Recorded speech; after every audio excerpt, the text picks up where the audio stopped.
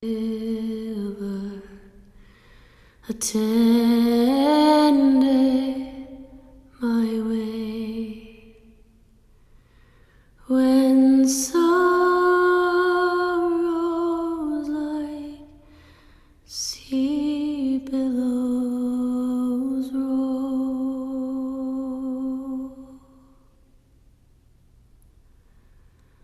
Whatever, my Lord, thou hast taught me to say, it is well, it is well with my soul.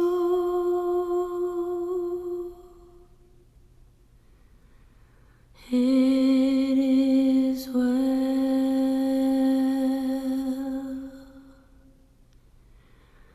with my soul.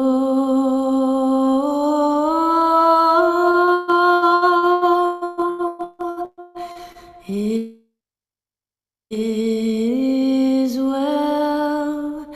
It is well with my soul.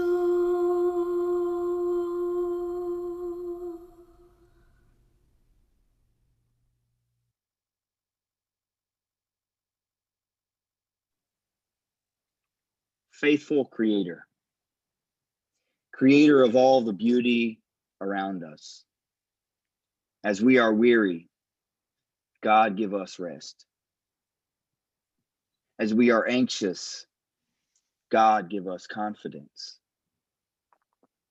When in our imagination we fail to see you, reshape us, rework us, revive us, rewild us. Guide us in all we do as we build. Comfort us with a fresh reminder that in you we belong. Stir within us the spirit of courage that moves us toward who we will become. For in you we build, we belong, we become. Amen. Thank you so much, Michael, for centering us this morning and reminding us that it is well with us, no matter the circumstances, because the Spirit is with us and we center in the Holy Spirit. And thank you all for joining us today. I am delighted to see so many of you. Welcome. It is our Spring Vitality Festival, and we are delighted to have Reverend Dr. Patrick Duggan with us, who will bring us words of wisdom as to the present and the future of our church or our churches. So Reverend Dr. Patrick Duggan is the executive head of our church and loan fund, the United Church of Christ. He pastors a congregation in New York, but he actually is known for his creativity and imagination and his entrepreneurship for where churches are called, where God is calling them to be, and what the future will hold. So we are delighted to have him with us today. He will bring us a keynote, and we are grateful. So Patrick, I pass it to you, although I cannot see you on my screen, but I believe you are here because I saw you before.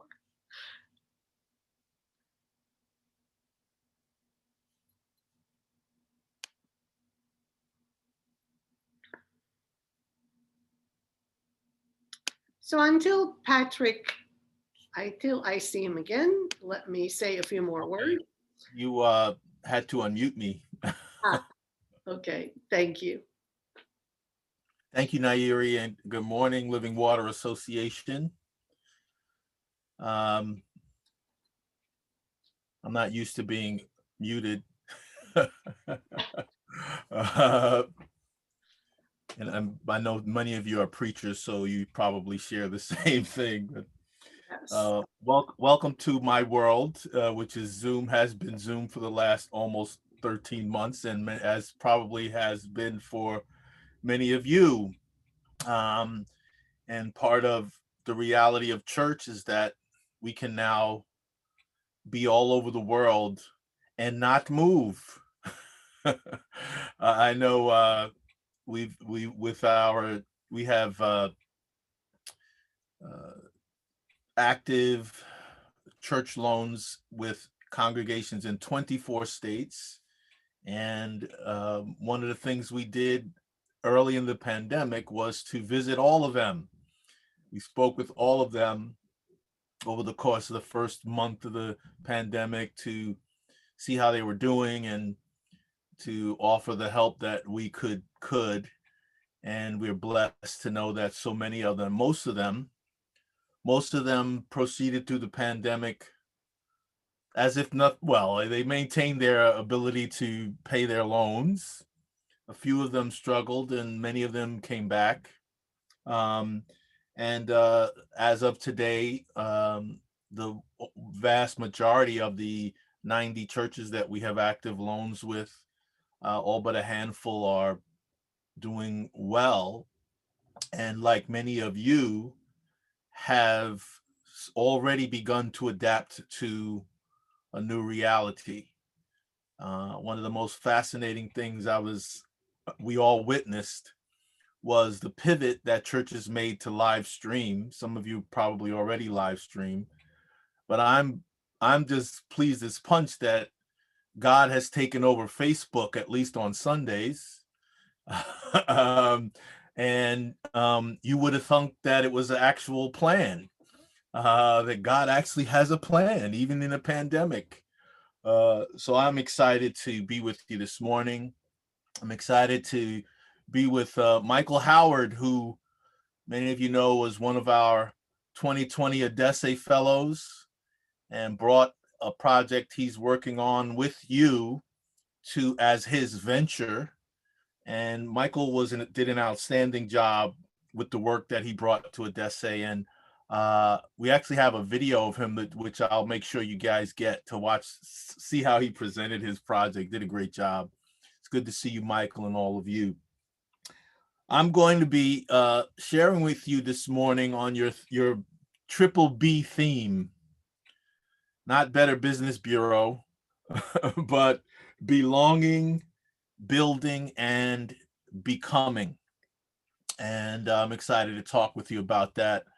And as Nairi said, I bring the perspective of leading the United Church of Christ Church Building and Loan Fund, which is about 100 years older than the United Church of Christ. And like several institutions within the United Church of Christ, have a long history of mission. One of those predecessor institution was the American, what used to be Homeland Ministries. It's gone by a number of names. You guys know the history.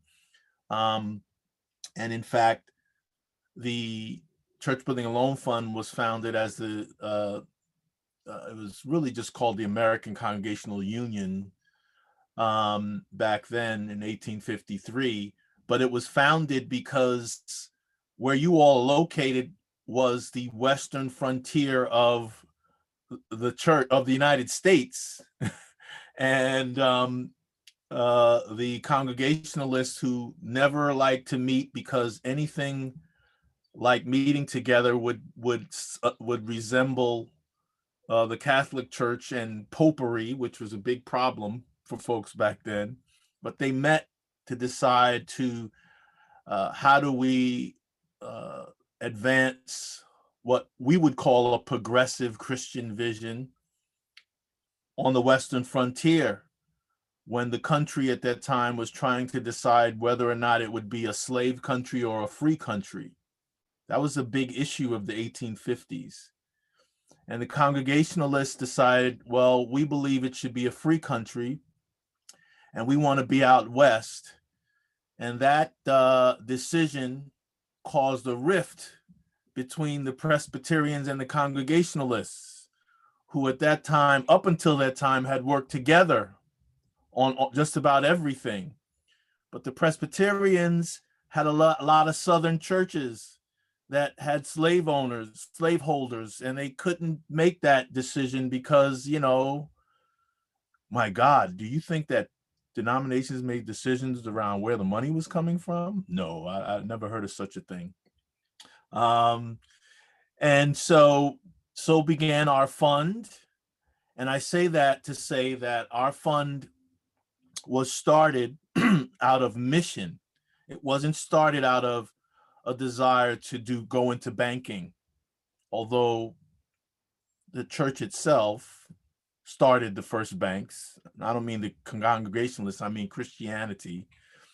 And most other industries we've been the progenitors of, but it was all about mission. It was all about how do we advance the mission of the church.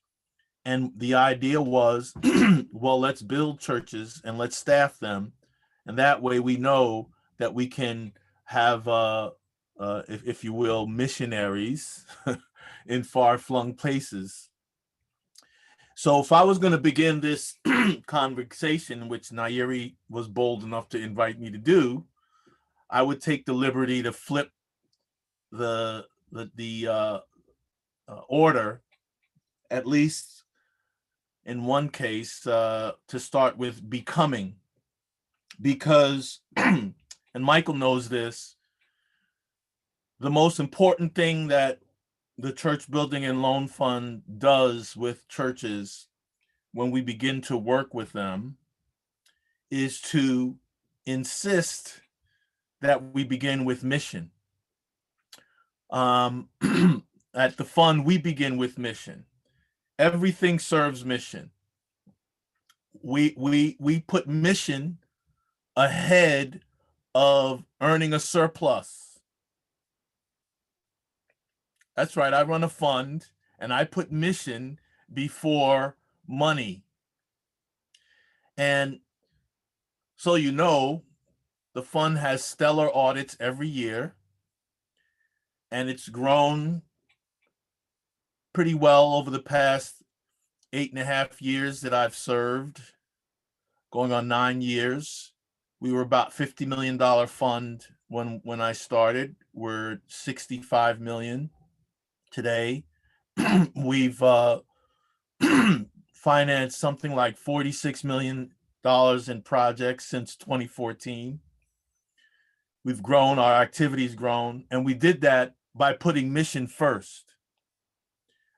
I very much believe in and apply the text that says, seek first the kingdom and its righteousness, and everything else will be added to you. Except I like the 21st century version, the gospel according to Patrick. Seek first God's economy, and everything else will be added unto you. Because I believe if Jesus had come today, he would probably say God's economy. It really just means God's household rules. That's what economy means, household rules. And so the question is, what is God calling us to become? And what is the purpose of church in the 21st century? And somebody's had this great thought, intentional becoming. Wow, that's having a mission and advancing it. And the thing that is happening in the church today,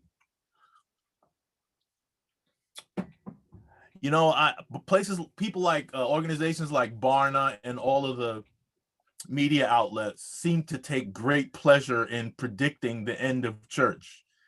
There's so many articles and statistics on decline. You all have seen them. Now only half the people say they're Christians. Now, I've never been polled on any Barna poll. How many of y'all have actually been polled in the Barna poll? I don't know.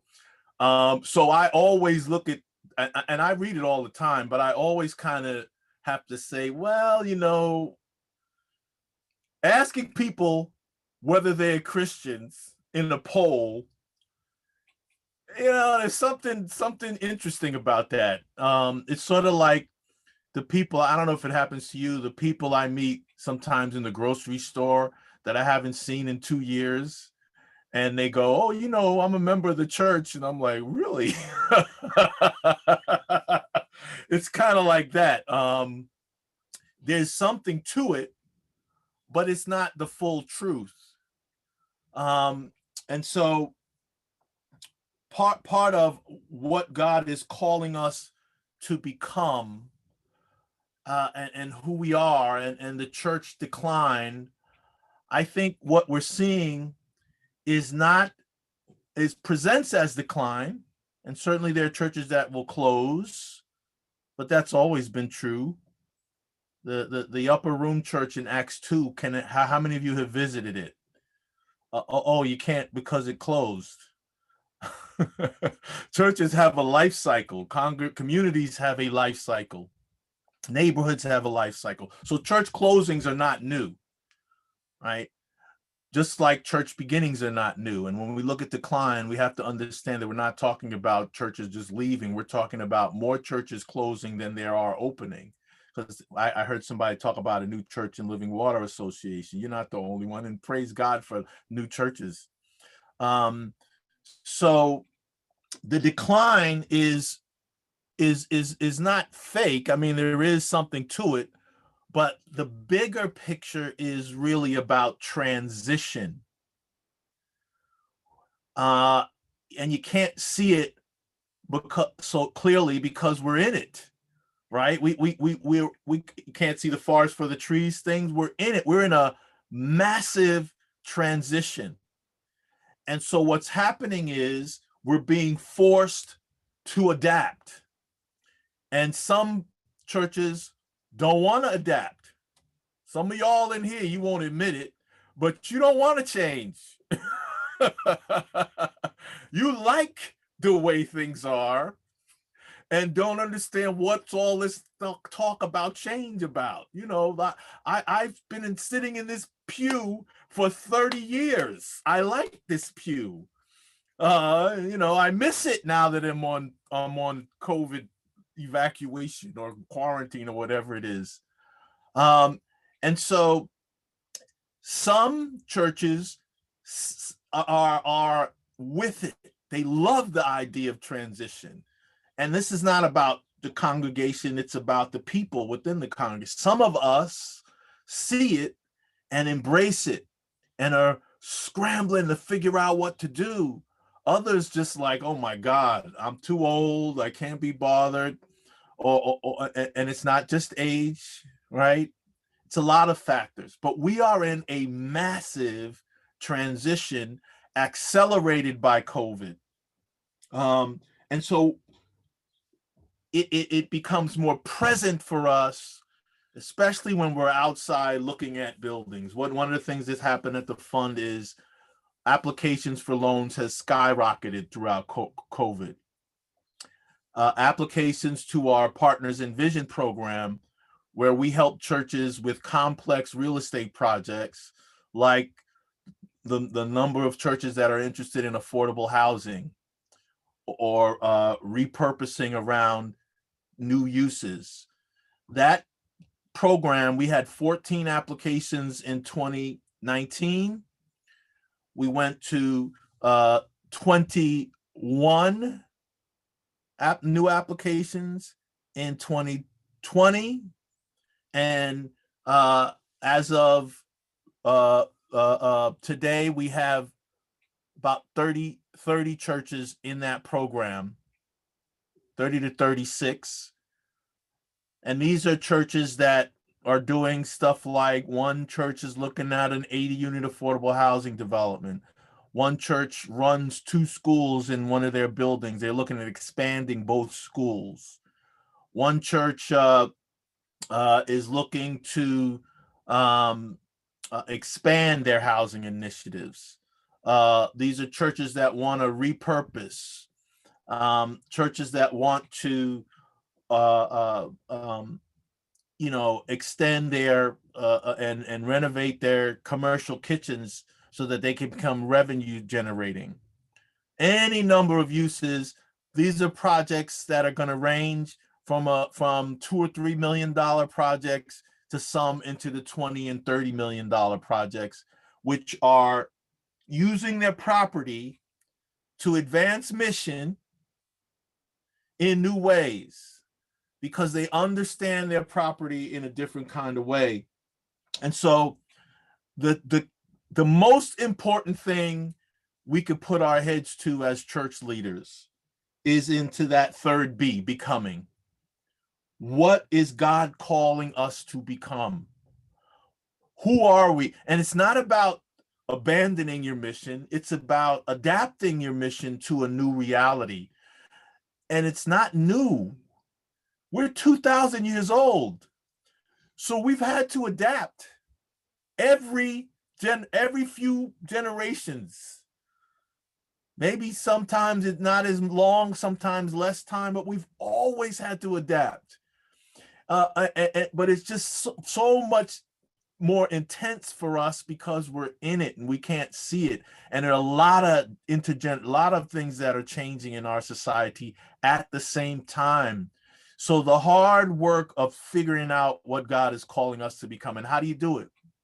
Number one, you figure out what's going on around you in the community where you live and what the needs are. All of them. Figure out all the needs in the community, right? But that isn't where you stop. You also have to do some soul searching within the congregation. What ministries do we want to do? Some churches are good at food. Some churches are good at prison ministry. Some churches are good at organizing and activism, but not all churches have the capacity or personality to do all of those things. Some do more things. Some are more interested and inclined to other things. And so you figure out what the needs are in the community, and you figure out the capacities and interests and personality of the congregation. And the sweet spot for new ministry is where those two overlap. So if it turns out that your church is the soup kitchen church of the planet, then maybe your ministry is in food. And now you need to go all in on food. And what do you need for food? You need refrigeration, you need storage, you need a place to cook. It has to meet health codes. You might need distribution. There's nothing more basic than food. One of the things that churches became during the pandemic were distribution centers for the hungry. That's going to go on for a while because the economy sucks for the people at the bottom. They need to eat. And if you're in a suburban place where people aren't necessarily hungry, you better check again. There's just as much poverty in the suburbs as there is in the inner city. It's just hidden. People are property rich and cash poor. Or maybe you need to partner with a church in the inner city and do food ministry with them. But if that's your thing, then go all in with that. It might be music. So now we need studios, we need equipment, we need space, we need artists, we need a support system to do music like we used to do. Well, you got a building, use it for that. If you're music. In other words, discerning mission and a vision, figuring out your purpose is the key to everything else you do. So yes, the becoming part needs the most attention. Seek first the kingdom and everything else will be added. What is the kingdom vision? What is the vision of God's economy for your church? Which piece of the elephant, do you have? You all know that joke. So becoming, purpose of the church, and yes, it must be intentional. Gone is the day that we can just assume, okay, we're a church, people are going to show up, they're going to worship, they're going to fall in. That day is over. No more if we build it, they will come. No more everybody knows who we are. No, the pithy mission statements that say we love God and we love people. That's good, but it doesn't really compel anybody. That mission statement has to compel you and compel others to want to be a part of who you are. And so it's important. And you know what happens when a church calls us and they go, "Hi, how you doing, Patrick? How's things going? My roof's been leaking, and we got $27 and we need 30,000, and the floor's warped and the walls are falling apart, and and I go, "What's your mission?" You're like, "What about my roof?" I'll get to your roof. Most churches don't want to hear it. They don't want to hear it because we assume we know our mission and our purpose. We have a purpose. I'm telling you, if you have not revisited your mission and vision, especially after a pandemic, then you don't have one. If you haven't revised it, if you haven't tested it against needs of the community and the capacity and interest of the church, it's not working for you. If it doesn't make you tear up a little bit because it's so powerful and compelling, you're not going to move mountains. So we got to start with that third B. So belonging, I'll go back to the order. Belonging and membership, especially as online communities grow. How do we define membership? And what does it mean to belong? I think most of you know that, and I tell you what, I'm going to leave questions to the end because I'll go off on a tangent if I answer a question. So please save your questions to the end. After I think I'll do Nairi. Most of you've read material and you know this if you've studied anything about these times that we're in, that people don't do membership anymore like we used to. It's not just churches.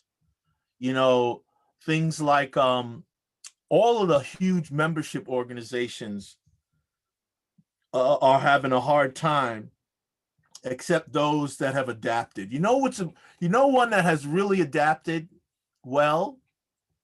AARP. How many of you members of AARP who will admit it? AARP has adapted by really ramping up their online presence and really figuring out how to segment and focus in on key topics that their constituents want to know about. So, I look forward, and they do it using old media and new media. I look forward to receiving their magazine. I read it almost every article almost has information that suits something I'm thinking about. But they also have great things that you can access on your smartphone. Little, apps for fitness, recipes, all kinds of stuff. They figured out how to be a membership organization in the 21st century, and they also serve older people, obviously, so we're used to that. But most other membership organizations are suffering. And it goes back to that whole thing with the Barna reports and others about membership. People don't join. Younger people don't join in the way that they used to. But that doesn't mean there aren't believers out there and people seeking spiritual renewal, formation, education, help. People are hurting. People are really suffering in this time. They feel the same division and evil running amok. Whether you're red or blue, which is a key factor within religion, as many of you know, you're upset about a lot of stuff, and it hurts you to your heart. And that speaks to the things that church addresses. So no, we can't think of membership in the same way. We do have to think about sustainability, and a lot of times the unspoken connection between membership and budget is, if you don't have enough members, your budget will suffer. We got to think about sustainability in a different kind of way. So, and let me just be more specific. Those of you who are live streaming and are talking about returning to church, everybody's doing that, right? Some churches have not live streamed at all, have not made this pivot to live stream. Even Zoom, which is a form of live stream, but it's actually not. It's more, it's not like YouTube or Facebook Live because it's a closed environment. The true live stream are the ones that are out there, like YouTube or the other channels, right? It's not a question of when do we go back. It's a question of how do we live into hybrid worship, where live stream will be a part of your ministry forever, because that's like, it would be like when I first came to South Hempstead, the big debate was over whether or not we should get a fax machine. Now I've been there, I'm going on year 26. And it was, the folks were going back and forth, the trustees would, we don't need a fax machine, da-da-da. I was new, so I went out and bought a fax machine. Then we graduated to a copier that does faxing. And that was also a debate because the church secretary would go out, make one copy of the bulletin, and then go to Staples and make copies. And so, I did an analysis of the cost of that versus a copy machine. We got a copy machine.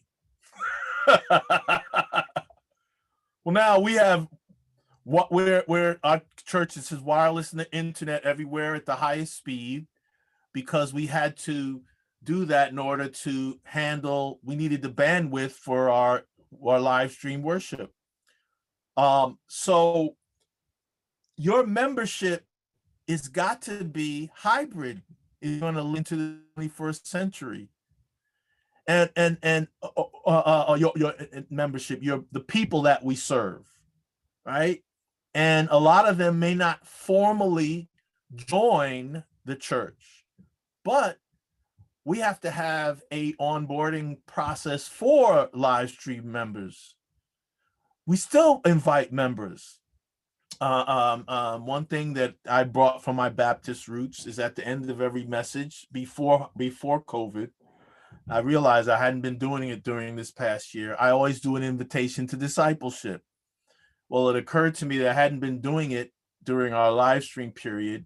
And now we're working on not just an invitation, but a whole virtual onboarding system for new members, where you invite, you offer an email address or a telephone number or a text, somewhere to text for people to connect with the church, opportunity to do a membership class of some sort or orientation. You have to create a whole system. We have to act like the people online are people, part of our community, because that's who they are. And in some cases, it expands the community. It creates a new dynamic. So we have to cater to that community in the same way we cater to the people showing up at our doors. Some of us are not going to go back to larger numbers live, but that has nothing to do with vitality or sustainability. It's is your mission adapted to the current reality, and have you done that third thing, the becoming part, so people are enrolled in the advancement of your mission through the ministries and activities that you create or that are created. So belonging and membership, we've got to change our thinking. We've got to adapt to a new reality, and maybe even in our bylaws create new categories of membership, if you will. Associate membership, virtual membership, just call it what it is and think through, what does it mean to be a part of that? Maybe it's a Facebook group or something like that, but we have to think in terms of both live and virtual and not worry so much about the numbers. But part of that is in terms of living into the new reality, multiple streams of revenue, right? Giving is always going to be a source of revenue.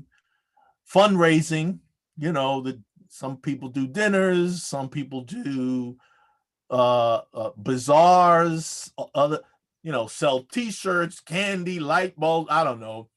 Those are sources of revenue, but maybe there are other mission aligned ways to generate revenue, right? I mentioned commercial kitchens, a church in Hawaii that has less than 30 members, right? Generates $5,000 a month from rentals to 2 other fledgling churches that are growing. A commercial kitchen, which they for a while was allowing food trucks to use as a prep for their work, and now they're doing other things. And the third thing is they have a preschool, and so the church covers all, and they did $1 million renovation. Church covers all of their all of the debt service for the renovations out of the revenue. It's a small church, but they figured out in Pearl City, in Hawaii in general, there's a huge demand for daycare. There were no commercial kitchens that could do prep in the area, right? And there are churches who want to rent. There will be, after the pandemic, churches who won't be able to manage a building and will want to rent. We did a webinar last year with a organization called Church Space. And the way when I first heard about them, I described them in this way. And then when I met the owner, she used the same term. It's like Airbnb for churches. All right. She helps churches figure out how to fix up their spaces and then market them on the website, and they pay a fee. There's an organization in New York that's about to create something else. So the churches who can't afford buildings, they're going to want to rent. Now I know there's Miss Susie in the congregation. I don't know which church she belongs to, but one of y'all have her.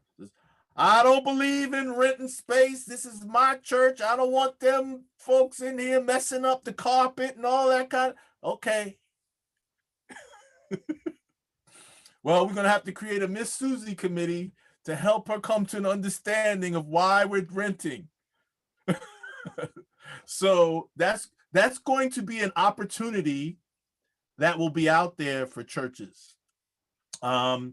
Because but all of that has to do with, and I'm moving over to buildings, but belonging. Membership will change. We need to adapt and think in terms of communities that we serve and how we serve them. We got to think in terms of virtual and in person. But the building thing, I love this question. Do we need buildings? I have some of y'all probably said, we don't need buildings. Now, how many of you are outside right now watching this, participating in the association? You don't need houses.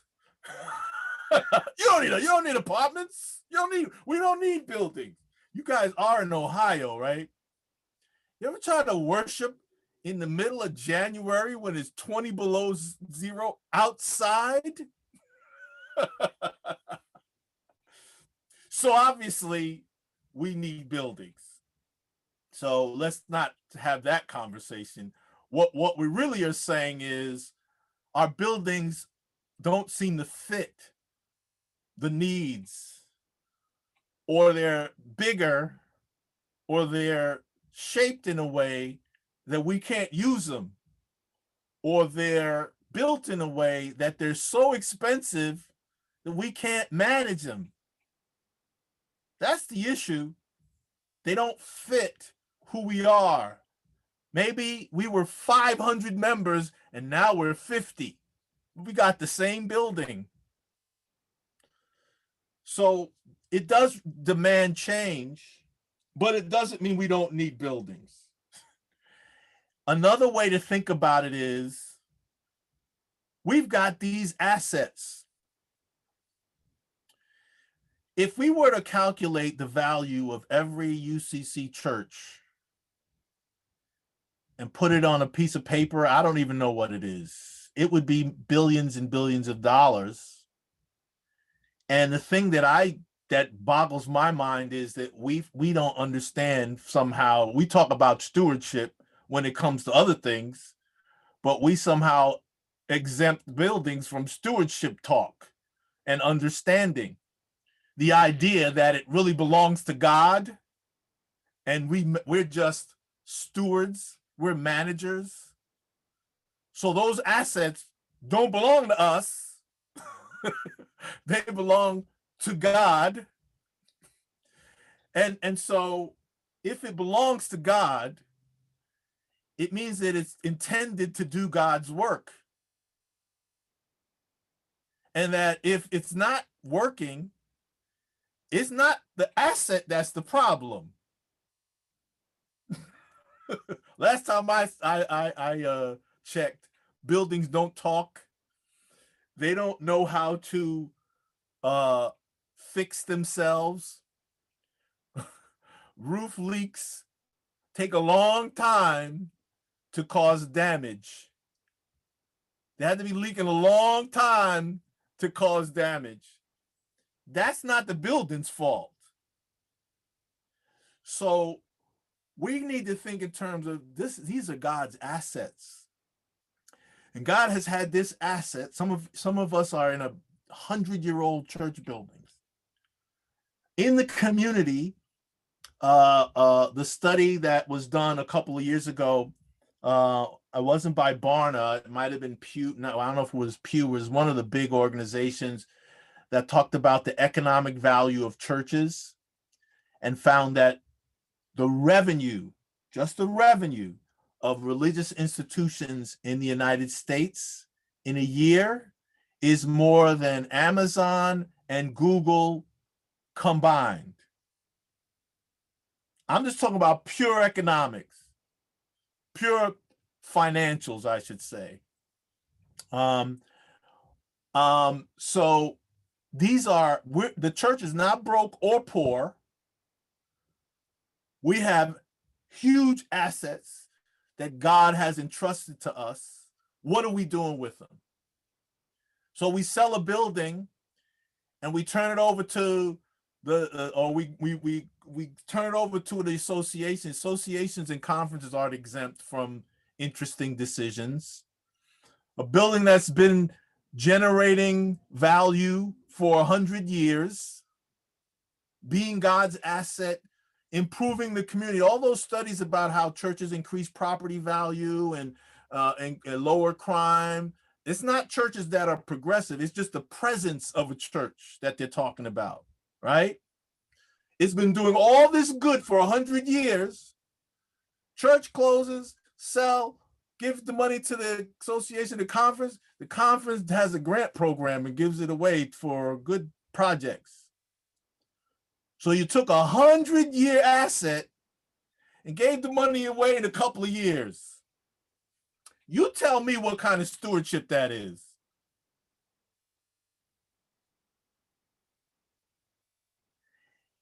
if it's a 100-year asset, we should be planning a transition to another use that has a 100-year impact. That's not a rule. That's my thinking. Maybe that's what God intended for it. And maybe the problem is not the building. Maybe it's the stewards of the building that need to change our thinking around how must we deploy church assets. Now I'm going to really mess with you guys. Some of y'all have endowments. I'm a huge advocate of impact investing. I believe that socially responsible investing is a floor. It's minimum. Of course we shouldn't invest in gambling, firearms, tobacco, and the other so-called sin stocks. I guess you can add weed to that now that you can buy that on the exchange, right? But some people might argue maybe that's not so bad, right? but the sin stocks, right? And we should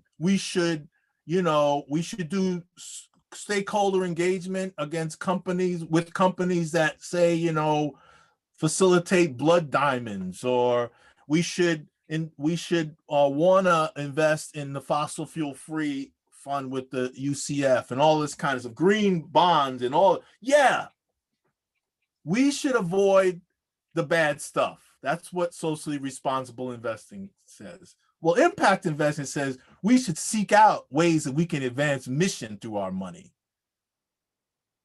We should seek that out. We should proactively. It's not about just divest, it's about invest.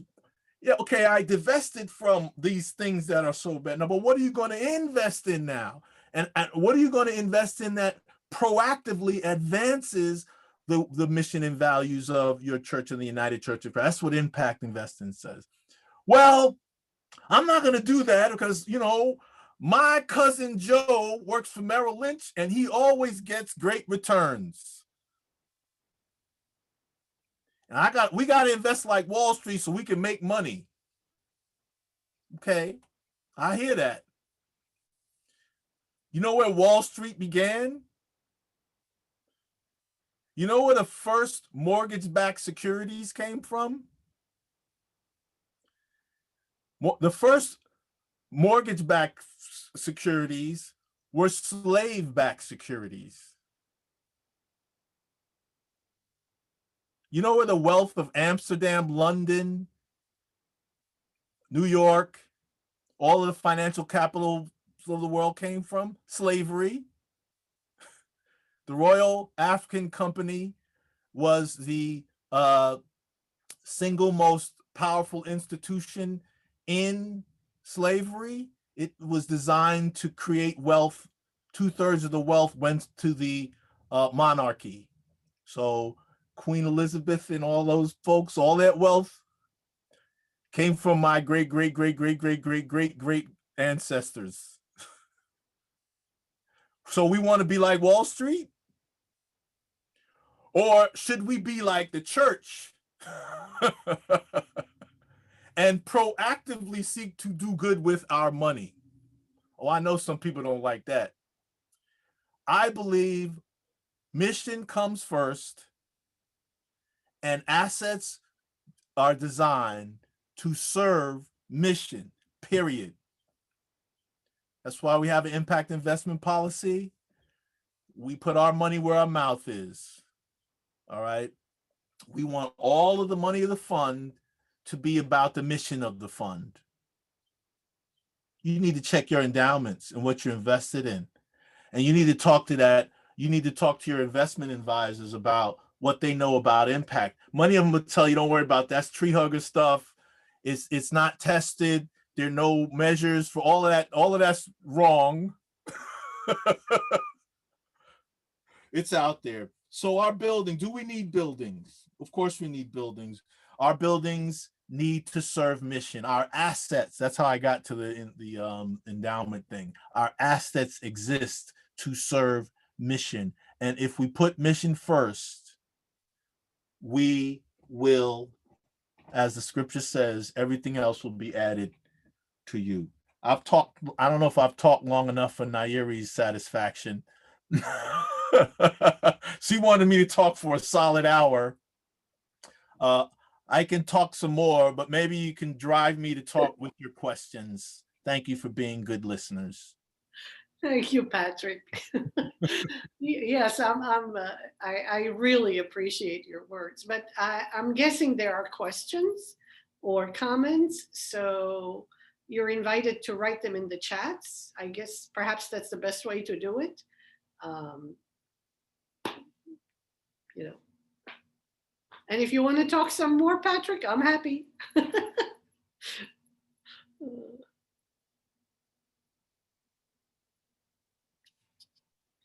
So we don't have any questions in the chat just of yet. So feel free to put questions in the chat if you have some. And in the meantime, Mr. Patrick Duggan, it's so good to see you. It's good to be in the same place with you this morning.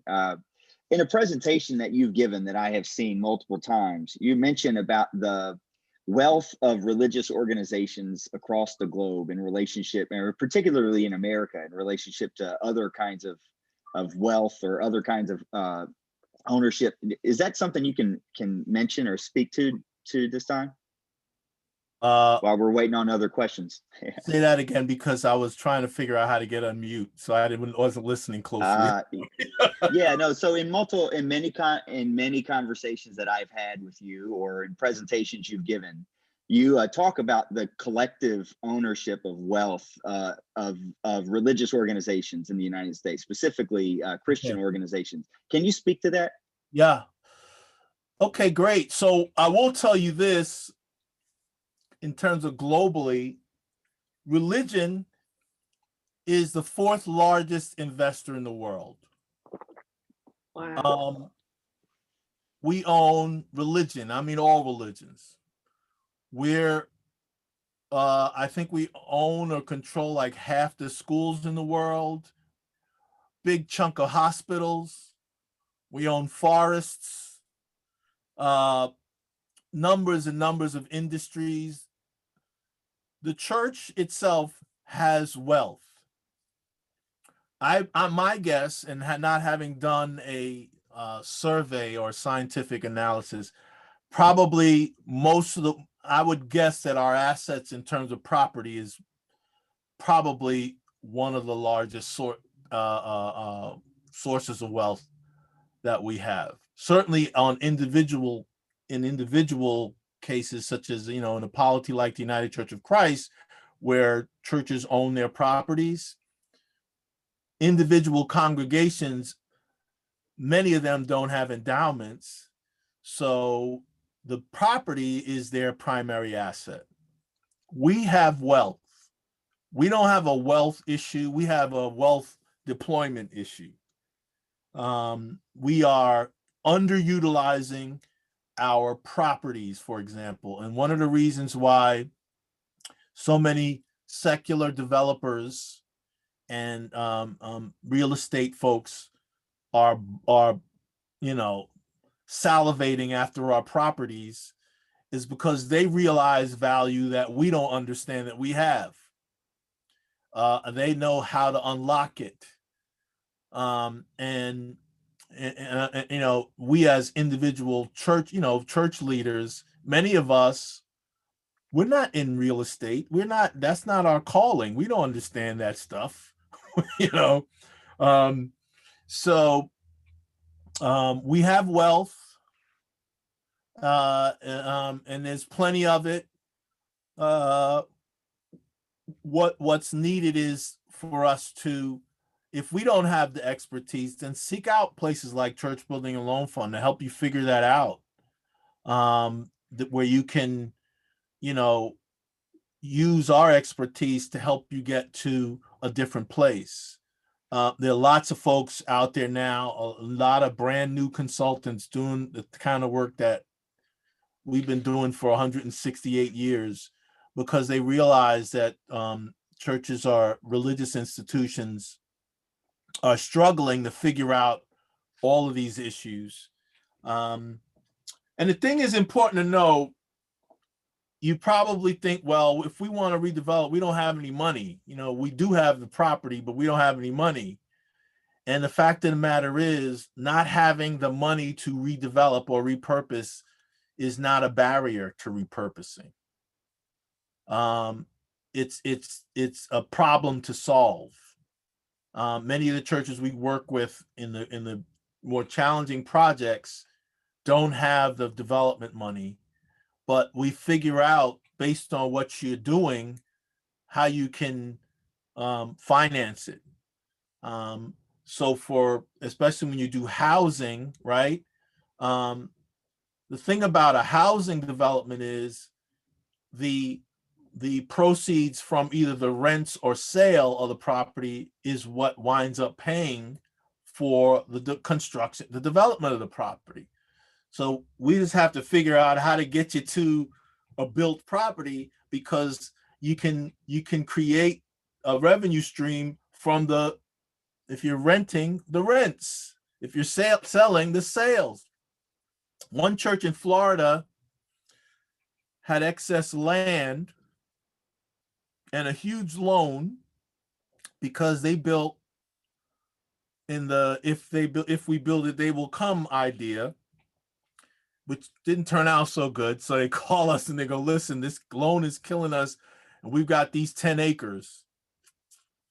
Can you help us?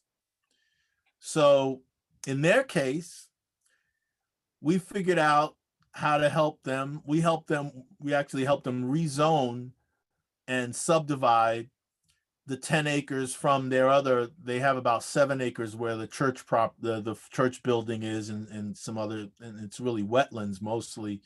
We were able to subdivide it and rezone that property. In their case, they needed single family homes. Some churches might have go ahead and developed it. They didn't want to develop it.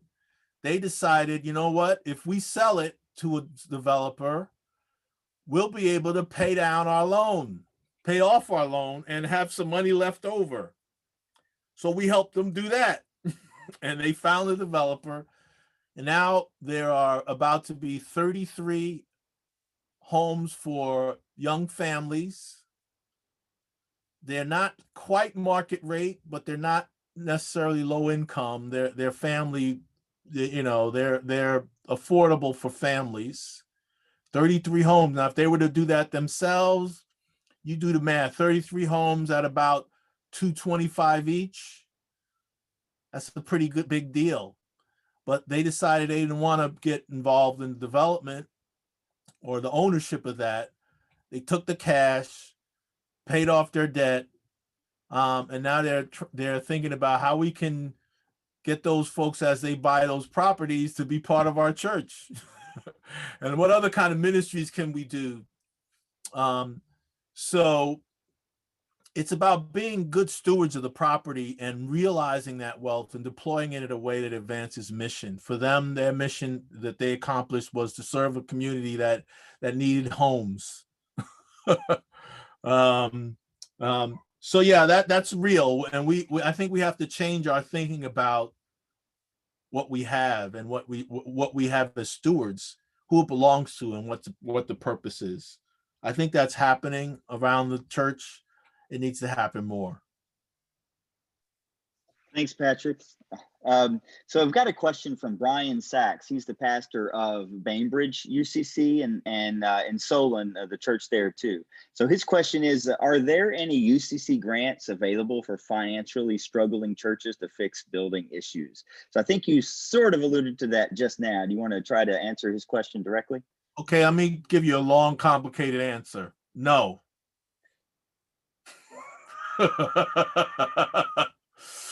There are no grant programs to help churches fix their buildings. There wouldn't be enough money to do. But no, we can help you raise the money. We have a very successful capital campaign program where we help you figure out what you can raise, and we help you raise it. And if you follow our plan, which is, you can read books on capital campaigns. There's a basic way to do capital campaigns. If you follow that process, you will reach your goal. 100% of the churches that follow the process meet their goals or exceed their goals for capital campaigns. Those that like to interpret, maybe do some of it, you won't make it. But every church can do a capital campaign. And but no, there are no grant programs within the UCC. There are some grant programs through places like Partners for Sacred Places for historic churches. They're limited. And they're not 100%. But if you're a historic church, a designated historic or just historic, and you're trying to do restoration, which is not something that we do much of. Historic preservation is a different field. And if you have a designated historic property, you have a problem, because you're limited in what you can do in terms of renovation. And oftentimes it costs a lot more to restore a window from the 17th century to its former glory than it would be to buy a new window, modern window. But you can't do it if you're designated historic. So people say, maybe we should designate our building historic and raise money. If you are a church that has a strong balance sheet, and you're like St. Patrick's Cathedral, that, I don't know, $167 million renovation, and I thought, gee, that's crazy. And then I studied it and learned that, they get 15,000, or before the pandemic, 15,000 visitors a day. And most of that money, if not all of it, was raised. Oh yeah, then okay, it makes sense to spend $167 million to restore, or $5 million to restore an organ, or $2 million to restore Tiffany stained glass windows. It makes sense if you're, a wealthy church, flush, to do that kind of stuff. But the average church, it doesn't make sense. If you don't have the money for deferred maintenance, don't designate your building historic. But each church, I would say, if you're looking for help, you should reach out and explore your options. We can help you do that, because there may be a way forward where, you can do it whether you have grants or not. All right. There are, somebody talked about Partnership for Sacred Places. Yeah, they have a number of different kinds of grants, by the way, but they are tied to certain outcomes, and they're worth checking out. Some churches have done well with them. I know them. They're a great organization. You should check it out. It's not for everybody, and they don't have enough grants to serve every church. But that's what's out there. We can help you raise money, and sometimes we can help you figure out how to finance it if your church is viable and has a decent revenue stream. I didn't say you have to be wealthy, or you have to be rich, or you have to have 1,000 members. No, but you do have to have good, viable financials. Hope that answers the question. Thank you, Patrick. So there's a couple of more questions that are in the chat. I want to remind everybody, we'll get to your questions as you ask them, but please feel free to continue to put your questions in the chat.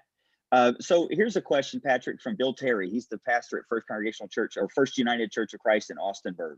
So his question is, he's wanting to know, what was the Airbnb for churches that you mentioned. Can you provide Church Space, I think is the name of the org. Church Space. They're in Texas. They're not Thank you. everywhere. Somebody asked, where do you get help for endowments? United Church Funds. Reach out to Matt Wagner or the President Charles Buck. Go to their website, United Church Funds. They can help you set up an endowment, give you advice about, anything you want to know about an endowment, and they're very good. We have not all of it. We have about 2/3 of our invested funds are with United Church Funds. The rest are in a couple of other impact investments. Yeah, so I hope Deanne from First Congregational Church in Akron, I think that was her question. So Deanne, if that gives you what you need, great. If you need to ask again something more specific, you can. Here's a question from Barb Hannaford. She is at Kent UCC, and she says, can you say more about impact investing and give an example of how a church endowment fund might do this? I think that's what you sort of hit on just now. Can you maybe? Oh, yeah. So, I've since I've been here and I've pushed UCF to move more towards impact, and they're doing that. The Just World Fund, which they were going to start, but had to hold off on that. But they've come up with some other strategies for impact. Certainly, the Fossil Fuel Free Fund was one of the first steps towards that. But impact is about seeking out investments that achieve something that you want to see happen in the world. So, for example, we have about $500,000 with an organization called Calvert. I forget the full name, but it's Calvert. And Calvert was launched by the large foundations that put in it's fixed income investments. Basically, you buy notes or an investment, say for maybe it makes 2%, but the funds are used in specific categories. Our funds are designated toward their affordable housing portfolio, where they take the accumulated funds and they finance affordable housing. We are invested with an organization that offers credit repair and small business assistance to predominantly Black and brown communities. And so we have a chunk of money with them at a fixed rate of about 5%. And they do micro lending. Micro lending is typically above market rates.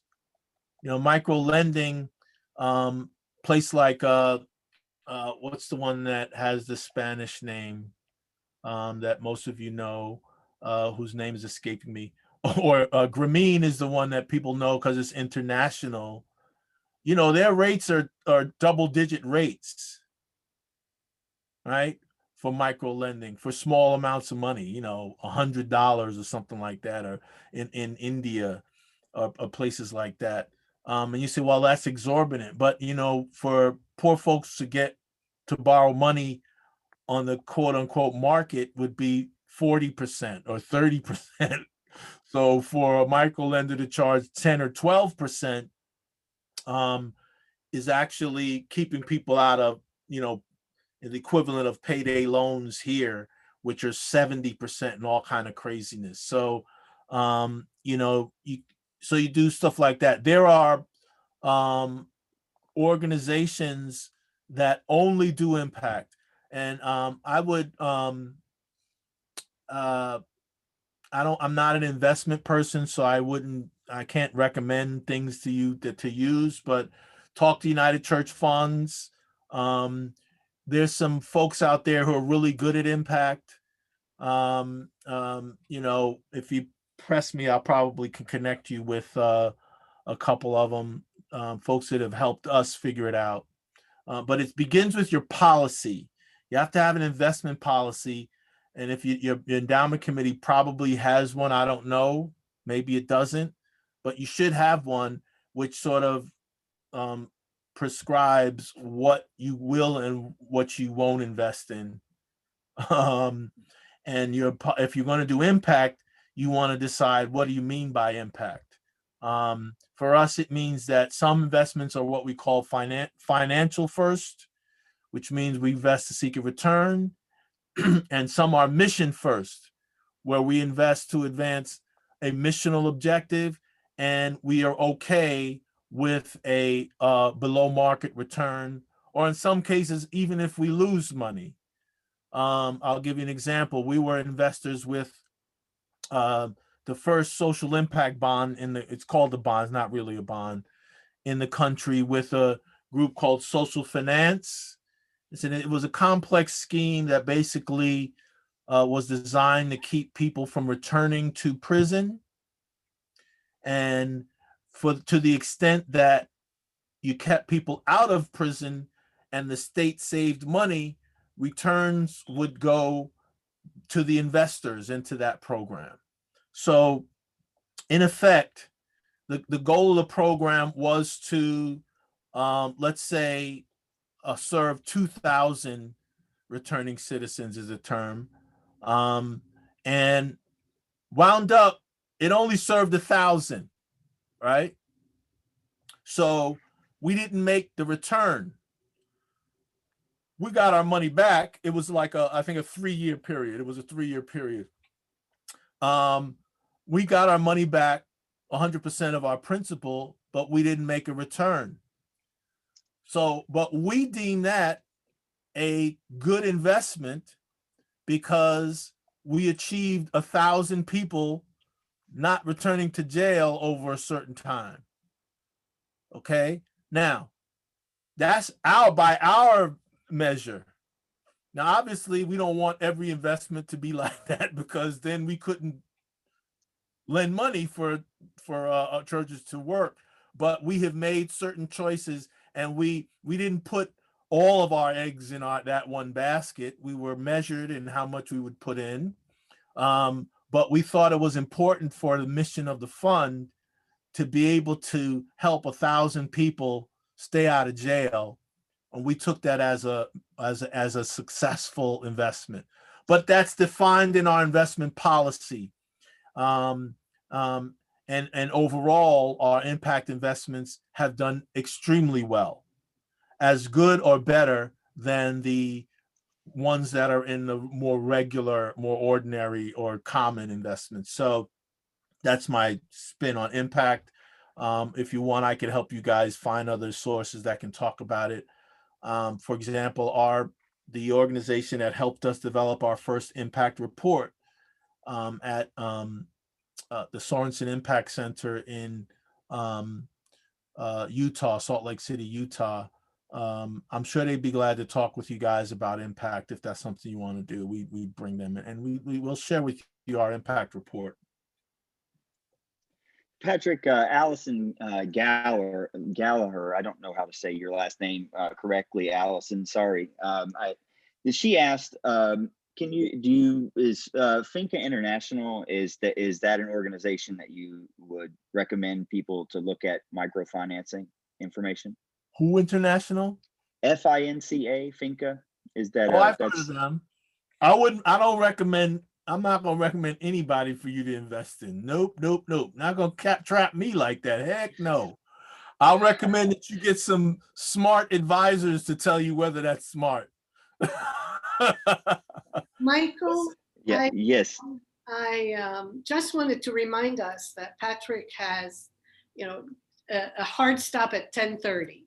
So I'm guessing we can take maybe 1 or 2 short questions and then take a little break. But I will also tell you what will happen after the break. So if there is one other question, Michael, maybe you can. Okay, sure. So the next question is from Karen Carmody, and she's a member at Kent UCC. She says, how do we breathe new life into the work of stewardship committees and fundraising? that's a whole different question. Well, you call us and have one of our regional mission interpreters talk to you about a stewardship campaign. We do stewardship campaign. We help churches with stewardship campaigns. That's one way. But yeah, there are resources out there. There's a lot of great resources on stewardship through the United Church of Christ. Also, the Disciples of Church, our sister denomination, has great stewardship resources. And if you want, you can reach out. We can connect you with one of our regional mission interpreters. I think Jill White is for Ohio, if I'm not mistaken. But we actually will have training resources for that if you want. And for everyone, if you have these kinds of practical questions, reach out to our office. We Yes. can connect you with our national office and with the appropriate bodies to actually work with you. That's correct. Okay, Nayeri, I think we have asked all the questions that are in the chat. Wonderful. Then Patrick has 10 more minutes, but we will let him go. Oh, my. Patrick. You want me to sing or do a dance or something? No, I am just grateful for your perspective, for your imagination, for your experience that you get to share with us. And it is refreshing, and it is practical, and it helps us think in new and different ways. So I thank you, and just thank you and thank you. And I thank you for joining us this morning. My pleasure. It's nice meeting all of you. I love the Living Water Association. Great job, Nayeri, Michael, all of you, and look forward to working with you in the future. Thank you so much, Patrick. Take care. Bye. And we will amplify some of what Patrick talked about in terms of becoming and really framing it around, let's see, make sure you're seeing. Okay, hopefully you're seeing my PowerPoint presentation. Someone give me a thumbs up. Great, thank you. And so framing around those questions that Nayeri posed with the initial flyer that was distributed, those 3 questions that I think are helpful. And so we're going to talk about what God is calling us, the church, to become. And in many ways, that's to remember what God called the church into being. And then how do we become what we're meant to be? And then finally, what is God still speaking to us as we continue to become a church for our times? And as I'm going to lay out some framework, but moving us towards a real discussion of this during the time that we have. So what is God calling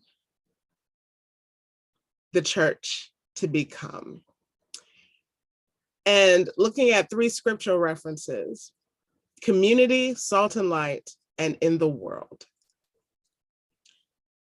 And I'm not going to read through these, but I do have them, those references before you, so you can read them on your own time.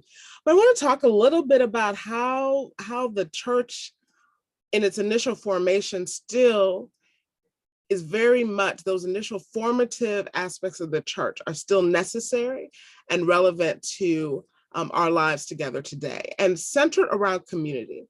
And I think that in the last year in particular, one of the things that being in pandemic and the realities of that, the adjustments that we had to make to that, has indicated how important community is, but it also showed in some ways the deficits that we had within our communities. I think most churches consider their community, the people who are who belong to the faith community, that's centered in some way around membership there or connectedness there, is the strength, is part of what draws them and keeps them, sustains and encourages. But as we read this passage in Acts, and they talk about all the things that the initial believers devoted themselves to, one of the things that I don't know that we keep before us as much as we can, is that they devoted themselves to the community, to to belonging together. And of course, Michael is talking about this much more in his session, what that means.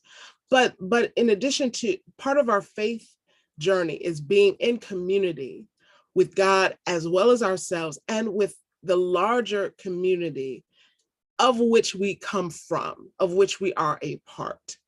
And that relationship, the relational nature of the church, not only in terms of having times of fellowship and worshiping together and doing things together, but to actually forge and build a community, I think is part of what God is calling us to become and to re-become in a new way for today's times. Salt and light speaks to really what Patrick was talking about when he was talking about belonging, mission and vision. Salt has a purpose, and we know it by its purpose. Like, there are attributes to salt that we don't have to worry about. We don't have to know about how it forms, how its chemical composition, the different types of salt. Some folks go into all the different, the pink salt, the Himalayan salt, black salt, the various, but there's an essential nature of being salt that you really only describe by saying it's salty. It's hard to describe in a different way. And there's an essential nature of the church, an essential purpose and mission of the church as the body, the physical manifestation and revelation of God in the world that is the church. And to the extent that we can have in some way strayed from that, or compromised, or diminished that role, I think God is calling the church to be that salt and light, to go to the essence of who we are, and then to use that as light does to break in to spaces uninhibited. So I often think that the contrast between darkness and lightness has become very problematic, but it's a useful metaphor, and that's how it's used by Jesus, and that's how it's used in the Bible as a metaphor, because light breaks into darkness. It uncovers shadows. It illuminates, it makes it possible for what was hidden to be seen. And the church, in many ways, we have hidden ourselves from the world. We've insulated and isolated ourselves, in many ways focusing in on ourselves internally, rather than going out into the world, spreading salt and breaking in like light. And then being in the world, as I began to talk about, and I certainly will not read this whole passage, but it's part of that prayer that Jesus prays in the garden before the trial, before the passion events really begin to ramp up. And we know this as United Church of Christ, part of our emblem, that they may be one, comes from this prayer, this prayer that Jesus prays for his disciples, how they will be and live in the world and together, and how the church will be not only that church, but the church that will follow, that will build upon those foundations. But one of the realities is that Jesus is talking here about being in the world and not coming out of the world. Jesus calls us to be in the world, in the place of Jesus. Not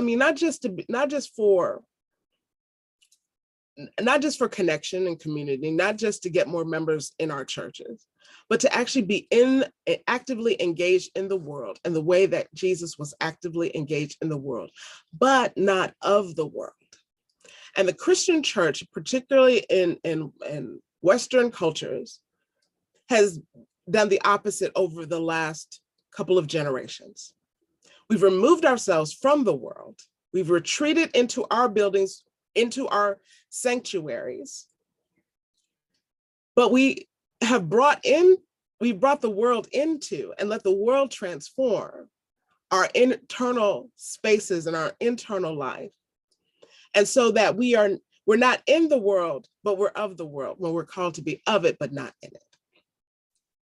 And so what God is calling us to become is what God called us to become in the beginning, to be a church that's in the world, but of the kingdom of God. And so we transitioned then to, how do we become what we were meant to be? And if there's anything, any comment, I mean, you can feel free to continue to engage in the chat during this session as well. If you have comments or questions, things of that nature, please feel free. And I will actually, after talking through these few points, then the last part will be largely discussion. But I want you to feel free to engage in the chat here as well. If anything I'm saying, you're like, nope, you're wrong, please go ahead and put that in there. I don't mind to be challenged on anything I'm saying. But how do we become what we're meant to be? I think the first thing we have to do is identify the barriers. One of the realities and part of the various roles that I have with the United Church of Christ over the last few years, has had me engaging with a variety of congregations and a variety of settings. And one thing I notice is that congregations, and it's natural, but congregations don't necessarily see themselves, they have a distorted view of who they are. And they either see the best of themselves or the worst of themselves, or some mixture of the two. They see the best of themselves in one aspect, or they see the worst of themselves in another. Part of what we have to do is look at ourselves and get a realistic idea of who we are and who we are to the community of which we are a part. And so there are barriers to doing that. One of the barriers has been our attachment to our buildings.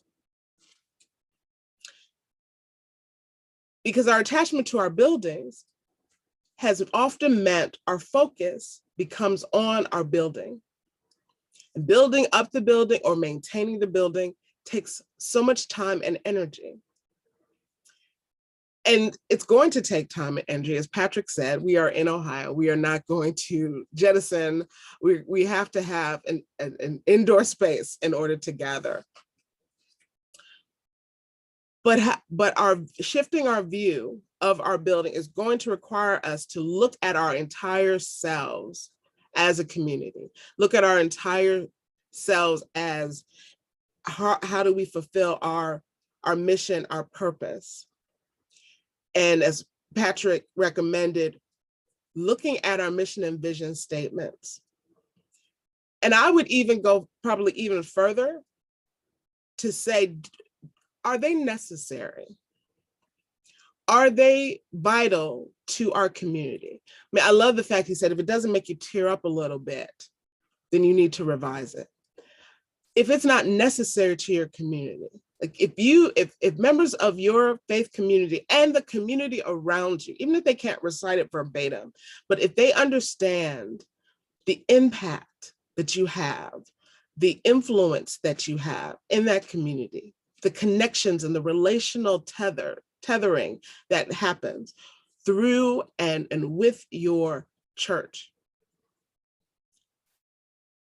then either just get rid of them or take the time to revise them.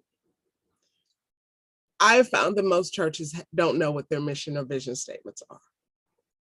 And so if it's not useful, it's better, in my view, not to have it than to have something that's just a place marker, but that doesn't contribute meaning, that doesn't impact or form you.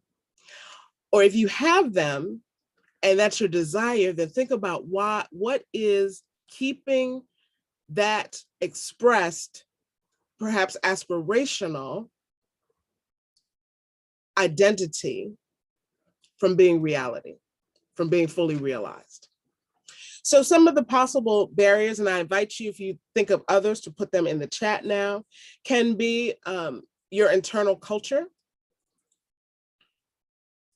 can be preventing you from being the church becoming the church that God calls you to be. It can be your leadership, who maybe don't want to follow in that direction. It can be your structure that makes it too difficult, or makes it more difficult to do that and operate in that way. It can be lack of equipping for that. So sometimes we want to be a way or to become something. We express that, and that's part of the mission and vision statements, and sometimes the vision you might have for a particular season. But there's not enough structural, resourced support of that to realize it. And then once you identify those barriers, how do we mitigate them or eliminate them? Scarcity, the culture of scarcity instead of abundance, is a pervasive barrier in the Christian church today. Absolutely. Thank you for that, Nicole. The framework of starting from scarcity instead of abundance, I think one of the most valuable aspects of Patrick's presentation, and he gave a lot of nuggets, was how abundantly resourced the church really is. But if we're not, if our focus is on, as one of our pastors, Karen Wright, said a few weeks ago, we were in conversation, and she says, the American church is, and I'm paraphrasing here, preoccupied with maintaining something, preserving something, rather than achieving something. And so that, and that then means, because we're focused on preserving something, we look at scarcity because we don't have the resources that we had 2 generations ago, almost 3 generations ago. When we think of the height of Christendom in America, where resources were amazingly abundant, including people, especially people. Fear of change is also incredibly pervasive. But a particular change, because most people aren't, most people have a television. That was a vessel of change. Most people have some sort of, if it's not a smart device, they have some cell phone. We're not using the Pony Express. People aren't mailing letters the way that they used to. I don't hear people say we shouldn't have,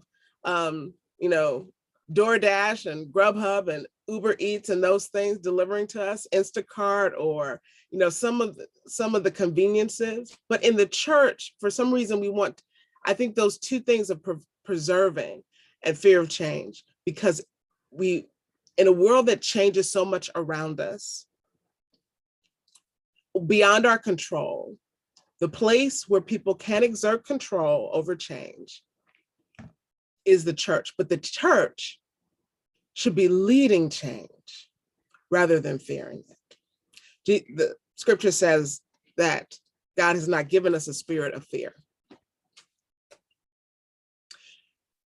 So embracing then opportunities comes out of eliminating those barriers or mitigating them in some way. So how do we embrace opportunities? Part of it is doing that community analysis. Oh, Liz, we could have a whole session about decision fatigue about COVID protocol.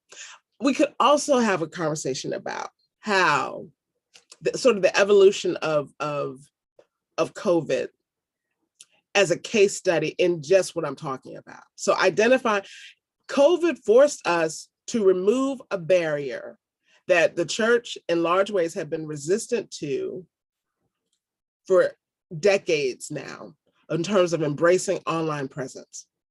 We didn't have a choice. And I think I certainly do not say that God caused COVID, but I do believe that God can use the things of this world to suit God's purposes. And I think that a barrier was removed if we were forced into having new ways, whether it was online. Some folks did conference calls, some folks did parking lot, but did creative ways to transform worship. And we should have been doing that and continuing to do that all along, and not just with worship, but with every aspect of who we are as a community of faith that lives as the hands, the feet, the voice of Christ in the world. And so we started that way, and most pastors that I talked to saw an increase in those first initial months, an increase of engagement. Folks were joining in, we had no idea who they were, or we might have had, like I know that in the congregation I serve, we had folks who became weekly attenders who I would see Christmas and Easter maybe. And we started having this conversation, well, how do we continue this engagement? But over time, as COVID fatigue really sat in, well, when are we going to get back? Because we were tired. And so we stopped talking to the same extent. I know we didn't totally stop talking, but our focus began to shift again internally, which is in my view, one of the largest problems the church, or challenges the church faces. I'm actually going to say a problem,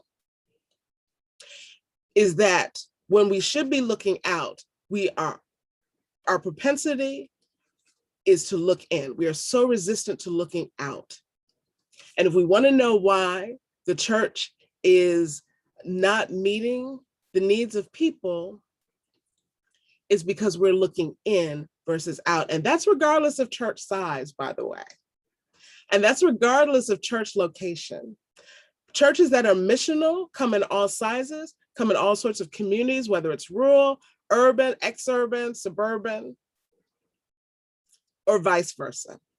And so embracing opportunities means that we identify who we are, identify the barriers that we have to becoming who God is calling us to be, and embracing those opportunities relationally, developing relationships with our community, not for the purpose of increasing membership.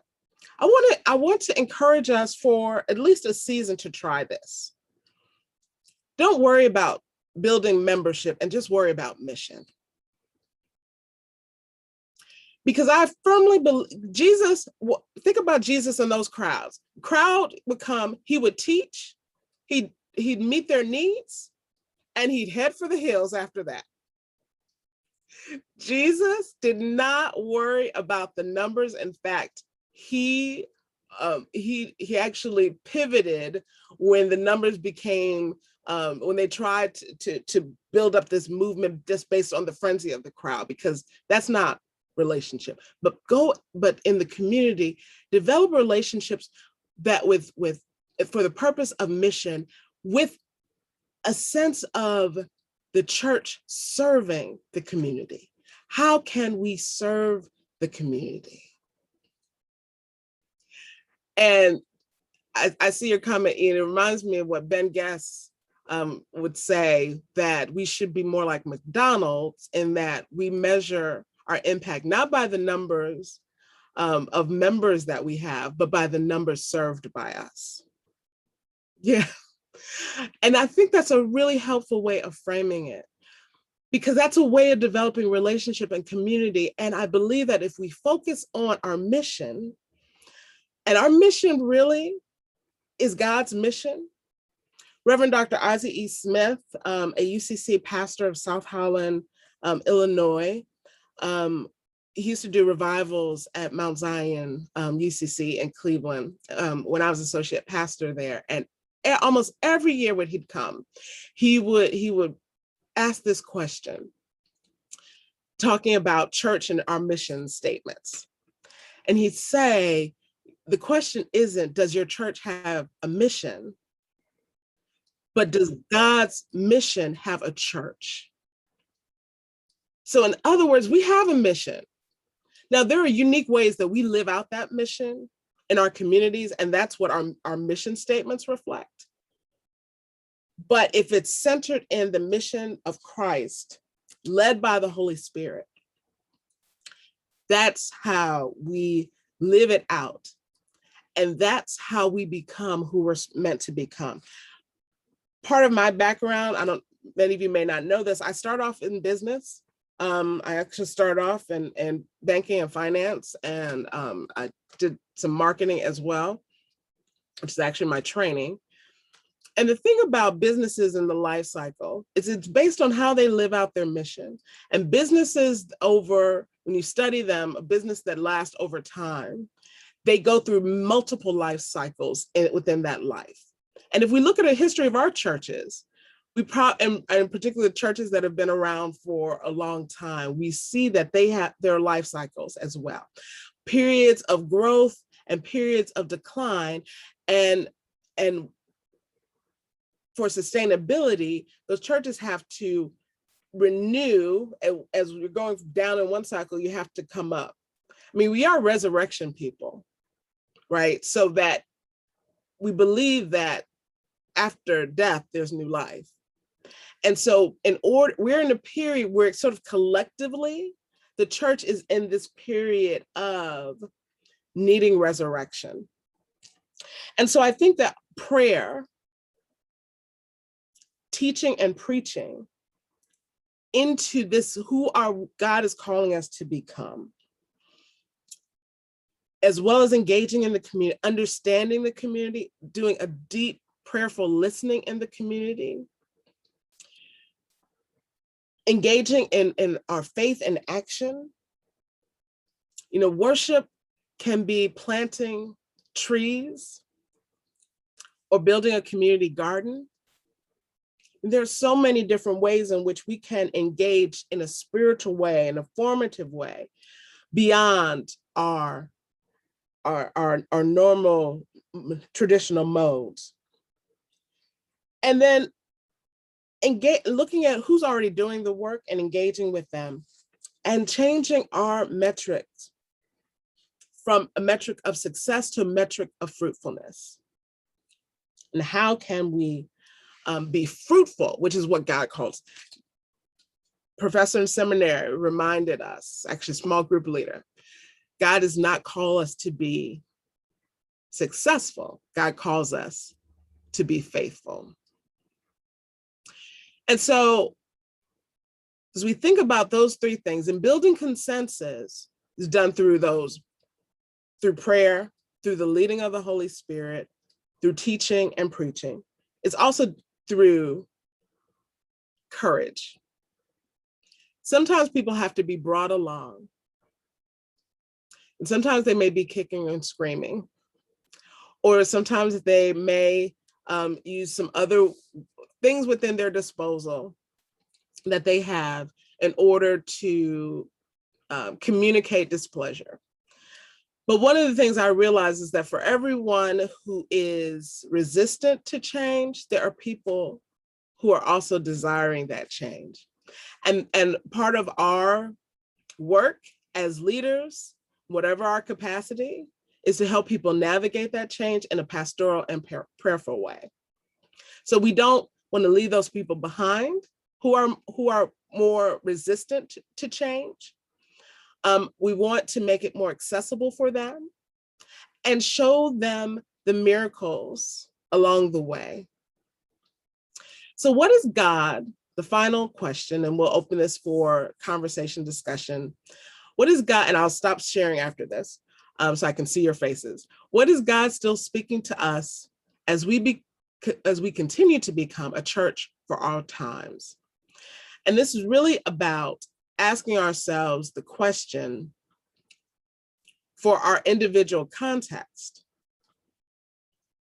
What is God asking us to become given today's reality? I think that's a question that we have to continually ask ourselves. It's not a one and done, because as much as society is changing around us. We have to be responsive to that change, what God is doing and what God is asking us to do in the midst of that. So I'm inviting us now, if you want to, you have something to say, going to invite you to, see, you can raise your hand or put something in the chat, and come off mute and speak to this larger question, which is sort of the takeaway from this whole thing. Okay, who is God asking my particular faith community in this moment, in this season, to become?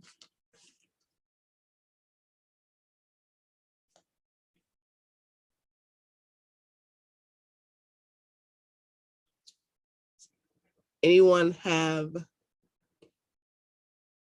thoughts, anything you want to share?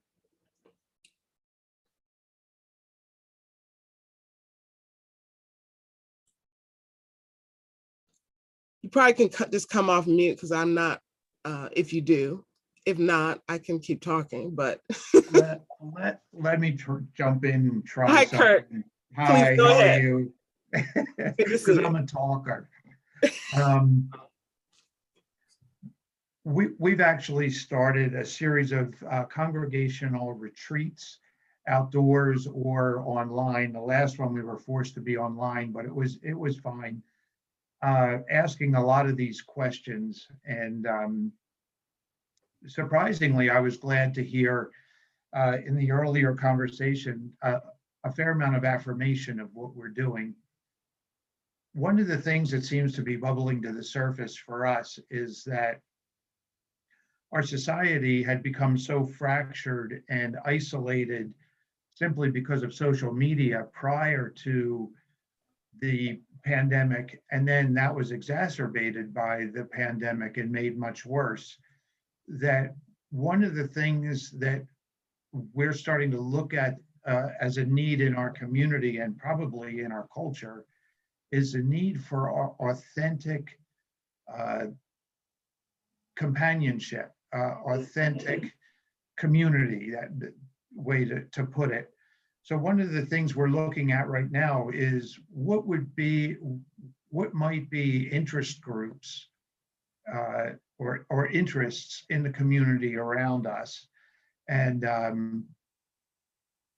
figuring out a way to begin to do small groups, and hopefully in very short order be able to host those small groups. And they could be about anything. I'm sitting here knitting this morning, so it could be a knitting group, or it could be a little Bible study. It could be many, many things. And discerning what those needs are for community and how do we meet them with compassion and authenticity and all that. So that's one direction we're kind of looking at as filling a need in the community. So let me ask a follow-up question to that. Have you engaged members of the community in those conversations, or have you begun that as an internal dialogue? We're right at the beginning of this. We are going to have a meeting next week to determine how to determine the interests in the community. So these are all down the line, and yes, we'll engage the community, but we don't know how yet. So I would offer you might consider that, again, consider, because you know your context better than I do. But we often have, I think, these conversations about how, because we have a desire to be engaged with the community. And so we have these conversations and say, yes, we want to do it, and people get excited about it, but then you hit that wall that says, okay, but what are we going to do? Yeah. I would spend some time identifying key community leaders. So it might be and a variety of folks. I mean, if it could be like if you have a community foundation, if there's a particular nonprofit that meets a lot of needs in your area, and invite and make that list as expansive as you can, and invite those folks into one of your sessions for a dialogue about your community. So not about your church. This one is not about your church and what your church can do, but it's about the community, and open it up to that they can invite people, as they can extend that invitation as well, so that you're having a larger conversation with people inside the church, outside the church, but also those experts who have more information, and just have a dialogue. And that dialogue can then lead to a discovery of needs. It could lead to a passion bubbling up as people hear about something that's being done or something that's missing. And so that, because I think sometimes we're afraid that when we go to community organizations, that we need to have a plan in place. We don't want to waste people's time. And really, that's not a waste of time if it can lead to one, they're going to get their message out in some way, but also it could lead to partnership and relationships. So even if you just come away with new relationships, there's something of value there. So that's what I might suggest that you might do to take what you're already doing to the next level. I think we probably have 2 more minutes. Just real quick, then I think that the best part of that, what you're discussing, is we're an all-white congregation, but we are in a diverse community. And if we want to be authentic and diverse, we can't take our ideas and impose them on communities that we don't know a damn thing about. And so it's also about following the leadership of the community in all cases. Right. But we're looking to improve diversity, and that's going to require us to be in the passive supportive role and not in the leadership role all the time. Absolutely. Yeah. Thank you, Kurt. Thank you for sharing. Was there anyone else who wanted, in the last minute or so that we have, to jump in with a thought? Is that Bonnie with your hand up? Yes. Go right ahead. I want to mention in the last couple of months, I don't know whether it's maybe 3 or 4, we started working with the community leaders in 2 communities.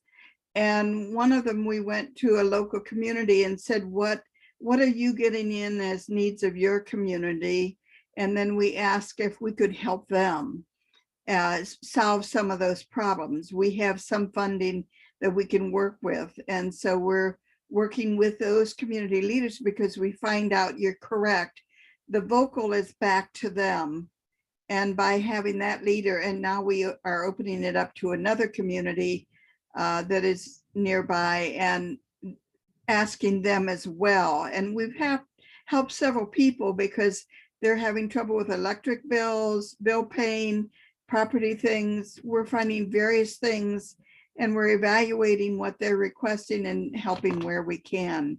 But it is going back to the community, because they don't come to us as a church. Right. We found that beneficial. That's really helpful. Stan? Yeah, right along that same lines, because I belong to the same congregation as Bonnie. I think what this boils down to is, why reinvent the wheel?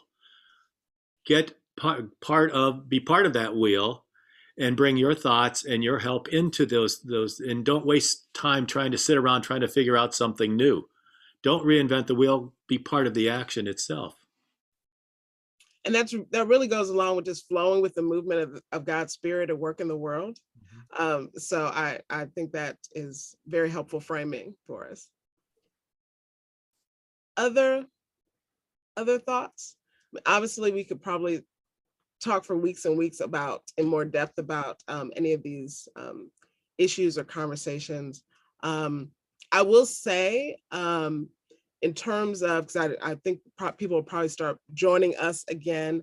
So I wanted to actually just mention a couple of things I put in the chat while Patrick was talking, but that might be helpful for putting on my treasurer of the association hat for a moment. When he talked about impact investing and socially responsible investing, let me assure you that all of our endowed assets are invested in a socially responsible way. We are also having conversations with our investment committee and in terms of making sure that we look at opportunities for impact investing as well, and trying to lead a conversation now in terms of diversity and asset management, which is an area that we find to actually be lacking.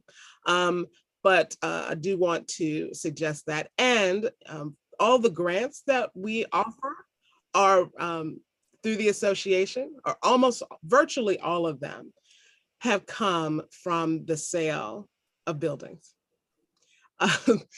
over the years. And most of the time when a church community no longer gathers together in their life and they sell that asset and the assets are turned over to the association, they are then fueling the ministry. So the technology grants that many have received, as well as mission grants, most of those are coming from the sale of buildings. So in terms of sustainability and using those resources, I just want to assure you that they are being used as a legacy of that ministry in seeding our ministries in an ongoing way. So it looks like folks are beginning to come back. So I thank you all for becoming with me, and my prayers for your continued discernment and spirit-led movement in your faith communities in this way. Thank you very much. Thank you. Thank you, Cheryl. Thank you, Michael. It seems like everyone is back. I hope you had a wonderful group experience.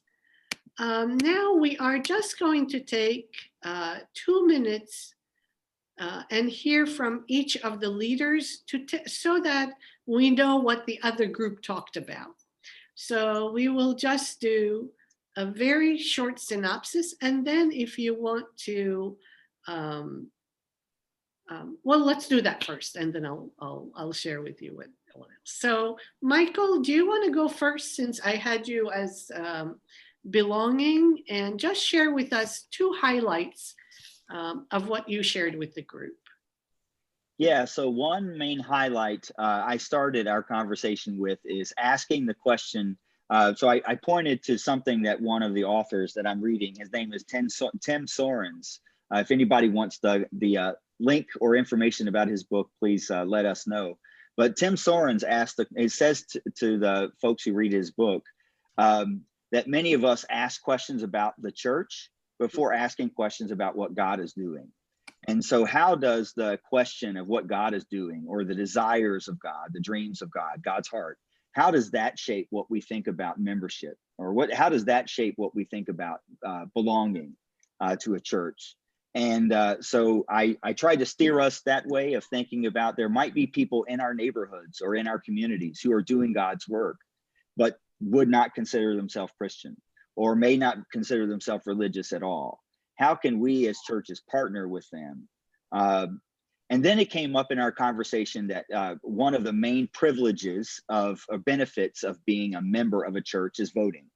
And so often that's really the challenge, is finding ways of talking about membership that's not only about decision-making and voting. And so one person talked about in her congregation, the pastor focuses on community building, where membership is about fundraising and sustainability.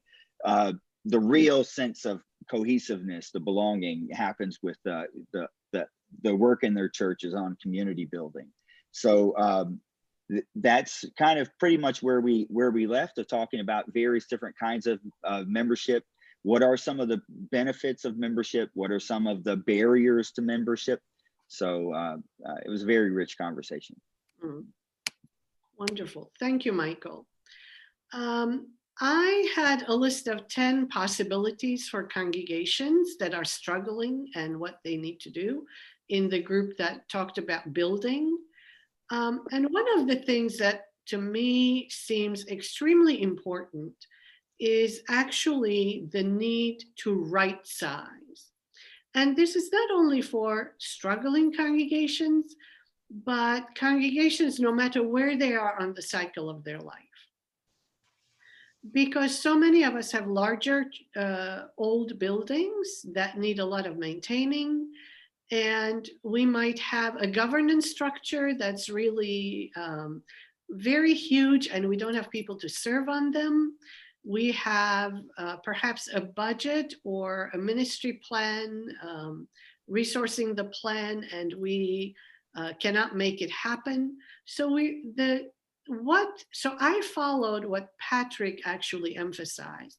First, you need to figure out what your purpose is. Then you need to figure out what your gift is. And then whatever your gift is, you share with the world, and it changes the world. That's what you have gifts and strengths for. And so once you figure what your purpose and gifts and strengths are, then you build on that, and then you right size. So right sizing means you're going to need to appropriate your staff. You probably will have a different staff configuration. You will appropriate your governing structure. You will figure out how to use your building. If you're getting bigger, move to a bigger building. If you're getting smaller, either move to a smaller place or use your building with a variety of ways. And so I'm going to very quickly say the list of options. And this document is, or if I don't think it is right now, but will be on our website under resources by Monday. So you can revitalize if it's a possibility. You can consolidate with another congregation and find a new location. You can merge, you can yoke, you can be adopted or adopt another congregation. You can nest in another's building. You can have a part-time or a lay pastor. You can close and then open as a new church start, if again, the context allows it. And you can do legacy church. It doesn't mean that your ministry completely ends, but actually you leave the gift for another birth, a new birth of a mission, of a ministry that will actually change the world. And so there are options out there. If you need to talk about them, figure out what your church is being called, reach out to us, and we will be resources with which you can move forward. So thank you. And Cheryl, would you share with us 2 highlights? Absolutely. So we talked about what the church is called to become, as really remembering what the church was called to become from the beginning, and to be Christ in the world and for the world, and how over the last several generations, particularly the height of Christendom, if you will, in the Western church, that we have taken Jesus' call to be in the world, but not of it, and have actually retreated from the world while taking the values of the world into our sanctuaries. And so needing to remember what we were originally called to be and living that out. We also talked about how do we make that transition to go back to our initial calling from God, identifying the barriers, first of all, by seeing ourselves as we really are, or our individual context, or doing a real assessment of that, and looking to eliminate or mitigate any barriers to that becoming, and embracing opportunities, particularly when it comes to being engaged in our community, not for the purpose of increasing our numbers, but to increase our communal relationships, and to be led and driven by those relationships and by members of the community, and building internal consensus, sometimes by taking different approaches with those who are eager to move forward, those who are willing, and being very pastoral to those who are resistant, but not leaving them behind. And so the idea of becoming essentially is to embrace change, embrace new opportunities, and embrace the heart, the essential nature of the church as our mission that we live out in particular ways in our various communities. Thank you. Thank you both for guiding, and thank you all for participating. Today, inspiring and informative, and also hopeful that we each will continue to find, the Spirit's guidance in whatever congregation we are. And I hope you take back to your congregation what we learned or what you thought about today and what might be helpful to them. And I want to remind you, if you need any kind of resources or help, reach out to us. That is what we are here for. So I thank you for being with us. I wish you a wonderful day, a wonderful weekend, and a spirit-filled week. And blessings to you as you enjoy the rest of this day, and have a wonderful spring. And we'll see where the Spirit takes us. We trust that it will be to new times. So be blessed.